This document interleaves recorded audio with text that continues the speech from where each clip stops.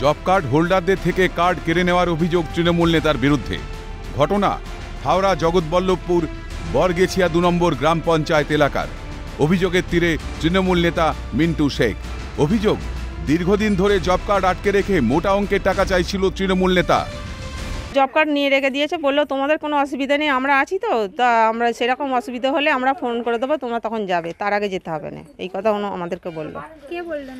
মানে যারা আন্ডারে কাজ করি উনিই বলেছেন কথাটা। ওই তো মিন্টু, যে 100 দিনের কাজ করায়, ও বলছে যে বইটা ওকে দিয়েছিস, যদি তোর টাকা ঢাকা তুই কটা মাস্টারের কাছে, যদি বেশি টাকা ঢাকায় তুই প্রধানকে কৈফিয়ত দিবি।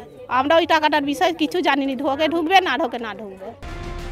সোমবার রাজ্যের তরফে জব কার্ড হোল্ডারদের টাকা দেওয়ার কথা ছিল, আর এই কথা জানাজানি হতেই প্রতিবাদ শুরু করেন এলাকাবাসীরা। যদিও এই অভিযোগকে মিথ্যে বলে উড়িয়ে দেন মিন্টু শেখ। আপনি জব কার্ড নিয়ে রেখে দিয়েছেন, কি বলবেন এই বিষয়ে? আমি দাদা কারোর জব কার্ড নিয়ে রাখিনি, জব কার্ডের কাজ করাতাম, সেই কারণে আমার কাছে ওরাই জব কার্ডগুলো দিয়ে গেছে। ঠিক আছে, ওদের সঙ্গে কাজ হতো। তবে বিষয়টি প্রকাশ্যে আসতেই জব কার্ড ফেরত দিয়ে দেন।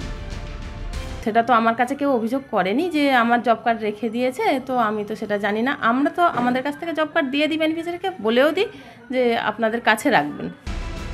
প্রসেনজিৎ অধিকারীর রিপোর্ট, ক্যালকাটা নিউজ।